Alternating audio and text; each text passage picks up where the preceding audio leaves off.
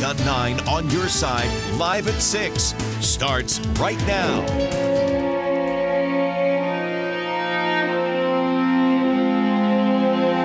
To the rest of the world, John McCain was Arizona. When all of us here traveled and told people we were from Arizona, people knew two big things about it: John McCain and the Grand Canyon. Imagining Arizona without John McCain is like picturing an Arizona without the Grand Canyon. It's just not natural. The entire country watching today as Arizona Senator John McCain was taken inside the state capitol to lie there. Thousands of people lining up outside the state capitol to pay their respects as well to the late senator. We say good evening. Thank you for joining us. I'm Pat Paris. And I'm Stella Inger. We want to take you to the state capitol right now, where John McCain's body lies in state on what would have been his 82nd birthday today. We have team coverage.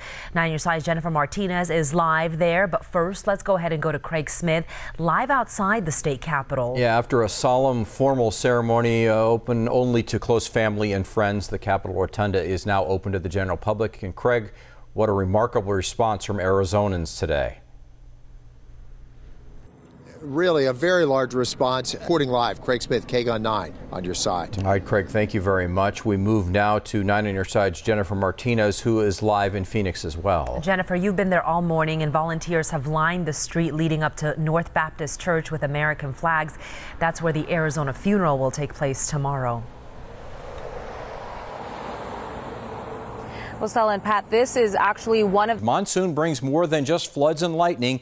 It also brings a brown wall of dust, usually to parts of central Arizona. Dust storms swallow up neighborhoods and highways. This one you see here was thousands of feet high, spanning across 30 miles in Maricopa County. The powerful storm knocked out power for tens of thousands of people.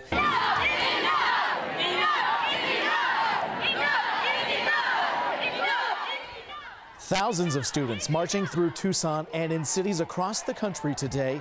These young people demanding changes to gun laws and safer schools. Now that they've sent a message, will lawmakers listen?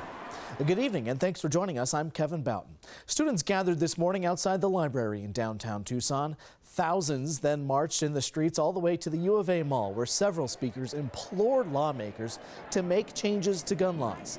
9 on your side's Ivan Rodriguez was there listening. He joins us now with what he heard. Ivan?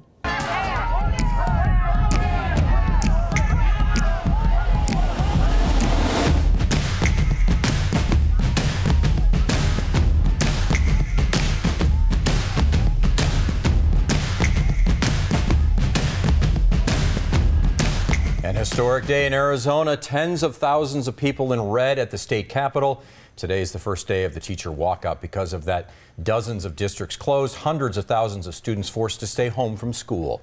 Good evening. Thank you for joining us. I'm Pat Paris. And I'm Stella Inger. Let's begin with why teachers voted to walk out today. They want to restore education funds with higher teacher pay and increase funds for things like support staff and classroom supplies. Governor Doug Ducey did come up with a proposal, a 20% net increase for teacher salaries by the year 2020, but teachers say that's not enough. They believe it doesn't address any demand other than higher teacher pay. Some analysts say Ducey's plan doesn't add up, and it's based on assumption of Arizona's economy and that it will grow. But Ducey's office stands by the plan and says it will work. Now, a lot of teachers in Tucson made their way up to Phoenix for today's walkout. We have team coverage tonight. 9 on your side's Carlos Herrera is there standing by in Phoenix. He's going to talk about the hot temperatures today. We'll check in with him in just a moment. Yeah, he's been there all day long covering this historic event along with 9 on your side's Kevin Boughton. Teachers, parents, students, and community members marched from Chase Field to the state capitol building. Look at all of those people. Officials say there were about 60 to 75,000 people to support educators. Let's go ahead and go to Kevin Boughton at the state capitol. Kevin, this was unprecedented. Yeah, Pat and Stella. So close right now, Pat and Stella. Yeah, exactly right. Well, some of the biggest Republican names have been here in Arizona stumping for Miss Sally, from the president to former President George W. Bush, even Mitt Romney. Yeah, good point. Are we seeing signs that those visits are helping McSally? Well, we've seen the polls ticking upward. Your voice, your vote. Results are rolling in tonight in the Arizona primary elections, and the nation is watching to see who will face off in the November general elections here in our state. Good evening. Thank you for joining us on the CW at 9. I'm Pat Paris. And I'm Stella Inger. We begin tonight with the U.S. Senate seat vacated by Jeff Flake. Take a look. This is a live look at Keno Parkway. You can see one of the decorative light poles has fallen down. They've moved it now. Crews have just moved the pole into the median.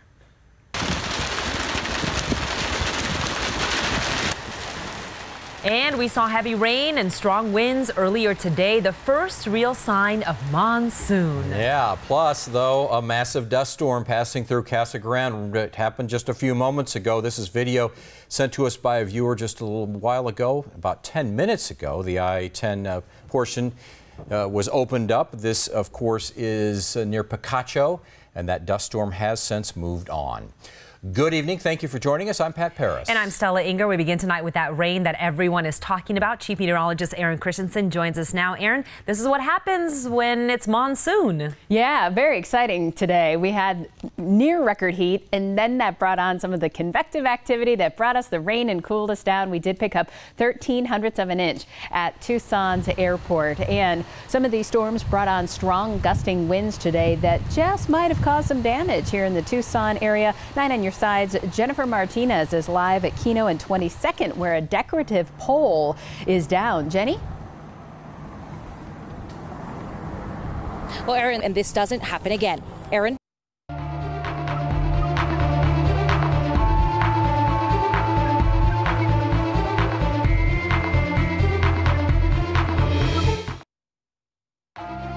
A breakthrough in the murders of 2 missing children, years after parents' emotional pleas to the public to help find them. 6-year-old Isabel Celis just come home. And 13-year-old Maribel Gonzalez. Just takes over your thoughts, your mind, your heart. While law enforcement continued to search for clues. We're hoping that someone that has that little bit of information that's going to crack the case comes forward. A crack in the cases. A suspect now arrested for the murders of the 2 girls. 36-year-old Christopher Matthew Clements was indicted on multiple felony charges. Thank you for joining us. I'm Valerie Cavazos. KGUN 9 has learned how the case was cracked. Based on reliable information, we were told the location of Isabel's remains came from a credible tip to the FBI. Then Tucson police released information that the FBI had been contacted by Clements and had information about Celis's disappearance, and both agencies followed up. We will walk you through a timeline of major revelations in both cases that we know of from police. Plus, the families of both girls not able to go on camera today, still processing the indictment. But we revisit some of the interviews we've done with the parents and a look at each young girl's life. And we have team coverage today. 9 on your sides, Natalie Tarangoli is live in the neighborhood where Isabel Celis was kidnapped from her home, and she'll have more on how neighbors are reacting 6 years after Celis went missing. But first, we begin with 9 on your side's Craig Smith. The indictment and arrest helps close a wound that opened when the 2 girls disappeared 6 and 4 years ago. Craig Smith has more on what fell into place to let police make the arrest. It has been a long, lingering mystery. Who stole away? Craig Smith, KGUN 9 on your side. A judge did set a bond for Clements, but he'll have to come up with $2 million in cash to get out of jail pending trial. His court appearance is September 24th. And we want to take you through the years, starting with Isabel Celis when she went missing. She was kidnapped from her home through her bedroom window on April 21st in 2012. Thousands of leads led to nothing. On June 3rd, 2014, Maribel Gonzalez was kidnapped while walking to a friend's home. A few days later, her body was found near Avra Valley and North Trico Road. In early 2017, local FBI agents were told Christopher Clements could possibly have information on the disappearance of Isabel Celis. Then in March of 2017, after meeting with Clements on March 3rd, the remains of Celis were found in the same area as Maribel's body. And yesterday afternoon, Christopher Clements was indicted on 22 felony charges. For the families of Isabel Celis, it's been 6 years since their daughter's disappearance. Their neighbors also waiting to learn what happened to Celis.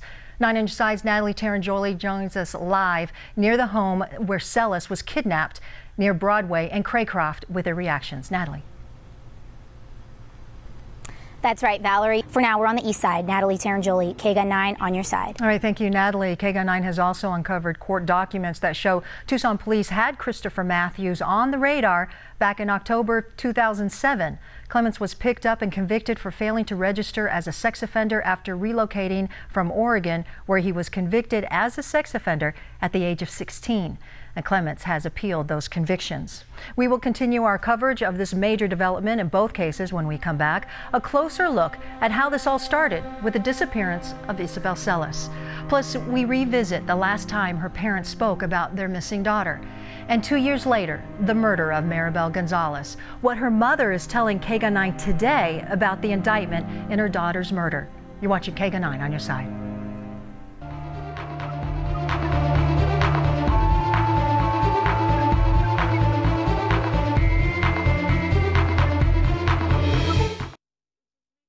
This is the race that is being watched nationally. Yeah, that's why we have a local political analyst with us from the U of A. Professor Kate Kensky joins us now. Kate, you have a lot of experience with polling. You have a lot of experience with teaching and talking with communications about politics. What are your thoughts so far about a very busy night already? Well, I think one thing that it tells us is that our state, given how close it is, is a divided state. But first, this is one of the most expensive campaigns in Arizona. We're talking about the Senate race. More than $93 million have been spent on the Senate race. Outside dollars supporting both candidates with intense attacks, many ads being created outside of the official campaigns. Yeah, during a heated debate between the two, McSally accused Sinema of saying treason was okay during a radio interview back in 2003. It was an intense and extremely close run. 9 on your side's Craig Smith joins us now live from McSally's headquarters there as the watch party goes on in Scottsdale. Craig, what's happening right now with those Republicans waiting for the final results? Well, right now we're still live in Scottsdale. Craig Smith, KGUN 9 on your side. Craig, thank you. And as we look at the latest numbers, it looks like Sinema is up by about 6,000 votes right now. 9 your side's Ivan Rodriguez is standing by in Phoenix. Ivan is at the Kyrsten Sinema headquarters. What's going on there, Ivan? Well, we've been here since about 4 o'clock. Of course, this election is not just about electing officials to office. There are a number of propositions on this year's ballot. And 9 your side's Valerie Cavazos joins us live in studio with the latest results on some of the biggest propositions for Arizona. Valerie. Good evening, Pat and Stella. Very much. Let's take a look at the balance of power. We actually have a national graphic that is on our website. This is for the Senate. So yes. 51 is the majority. So right now it looks like the Republicans are holding on with 50 senators and Democrats at 42. Do you want to go ahead and go? And some of the numbers projected out as that the Republicans may pick up as many as 3 Senate seats after all is said and taken back over the House after 8 years. Yeah, but here right now at this moment we are closely watching the McSally and Sinema race. We want to go ahead and go live to Craig Smith, who is at the McSally headquarters. Craig, how's it going there? Well, we are continuing to bring you nonstop election night results right here on KGUN 9. We have a lot more to talk about tonight. Let's go back to one of the biggest races being watched not only here in Arizona but across the entire nation, the Senate race. Your voice, your vote. Tonight, the nation is watching as Arizona will soon know who its new senator will be. Democratic Congresswoman Kyrsten Sinema vying against Republican Congresswoman Martha McSally. Arizona voters making history tonight regardless of who wins. This will be the first woman ever elected to the Senate. Many polls proved the race to be an extremely close one, showing Sinema and McSally neck and neck throughout the campaign. We are live now with tonight's results and an in-depth analysis with our political expert, Kate Kensky. We want to welcome our viewers on our website, mobile app, Roku, Amazon Fire, and Apple TV. Your Voice, Your Vote 2018 continues right now. And we thank you for choosing KGUN 9 for your election night coverage. I'm Pat Paris. And I'm Stella Ingram.